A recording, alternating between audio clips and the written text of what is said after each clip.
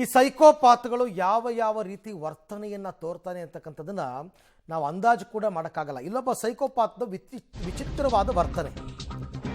So ಚಿಕ್ಕಬಳ್ಳಾಪುರದಲ್ಲೊಬ್ಬ ವಿಚಿತ್ರ psychopath ಏನು ಮಾಡ್ತಾ ಇದ್ದ ಈತ? ಬಾಲಕಿಯರ ಬಟ್ಟೆ ಮುಟ್ಟಿ ವಾಸನೆ ನೋಡಿ ಖುಷಿ ಪಡುವ ಯುವಕ ಅಂತ ಇತ್ತು. ಹಾಸ್ಟೆಲ್ಗೆ ನುಗ್ಗೋದು, ಬಾಲಕಿಯರ ಬಟ್ಟೆ ಮುಟ್ಟಿ ಖುಷಿ ಪಡುವ ಸೈಕೋಪಾತ್. ಒಣಗಾಕಿರೋ ಬಟ್ಟೆಗಳನ್ನ ಮುಟ್ಟಿ ಮೂಸ್ದೋಡ್ತಕ್ಕಂಥ ಕೆಟ್ಟ ಚಾಳಿಯನ್ನು ಈತ ಬೆಳೆಸ್ಕೊಂಡಿದ್ದ. ಚಿಕ್ಕಬಳ್ಳಾಪುರ ನಗರದ ಅಂಬೇಡ್ಕರ್ ಬಾಲಕಿಯರ ವಸತಿ ನಿಲಯದಲ್ಲಿ ನಡೆದಿರೋ ಘಟನೆ. ಸೈಕೋಪಾತ್ ಚೇತನ್ ಅಂತಕ್ಕಂಥವರಿಂದ ಈ ಕೃತ್ಯವಾಗಿದೆ. ಚಿಕ್ಕಬಳ್ಳಾಪುರ ನಗರ ಪೊಲೀಸ್ ಠಾಣೆಗೆ ಈಗ ಹಾಸ್ಟೆಲ್ನ ವಾರ್ಡನ್ ಕೂಡ ದೂರನ್ನು ಕೊಟ್ಟಿದ್ದಾರೆ. ನೋಡಿ, ಈತ CCTVನಲ್ಲಿ ಸೆರೆಯಾಗಿರೋ ದೃಶ್ಯವನ್ನು ಕೂಡ ನೋಡಿ. ಈತ ಅರೆಸ್ಟ್ ಆಗಿದ್ದಾನೆ ಈಗ ಅಂತಕ್ಕಂಥ ಮಾಹಿತಿ ಕೂಡ ಬರ್ತಾ ಇದೆ. ಕಂಪ್ಲೇಂಟ್ ಕೊಟ್ಟ ಮೇಲೆ ಪೊಲೀಸರು ಬಿಡ್ತಾರ? ಸಹಜವಾಗಿ ಆತ ಯಾರು ಏನು ಎತ್ತ ಅಂತ, ಚೇತನ್ ಅಂತ ಅವನ ಹೆಸರು. ಈಗ ಸದ್ಯಕ್ಕೆ ಅರೆಸ್ಟ್ ಆಗಿದ್ದಾನೆ. ಬಟ್ ಅವನು ಏನು ಕೃತ್ಯ ಮಾಡ್ತಾ ಇದ್ದ ಅಂತ CCTV ಫುಟೇಜಲ್ಲಿ ಗೊತ್ತಾಗುತ್ತೆ.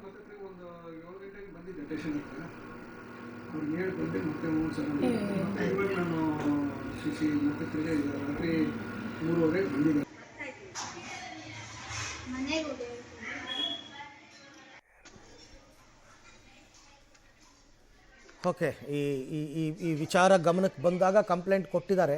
ಬಟ್ ಇಂಥವ್ರ ವಿಕೃತ ಇವರು ಯಾವ ಸಂದರ್ಭದಲ್ಲಿ ಹಿಂಗೆ ಡೇಂಜರಸ್ ಆಗಿ ಬದಲಾಗ್ತಾರೆ ಅಂತ ಹೇಳೋಕ್ಕಾಗಲ್ಲ.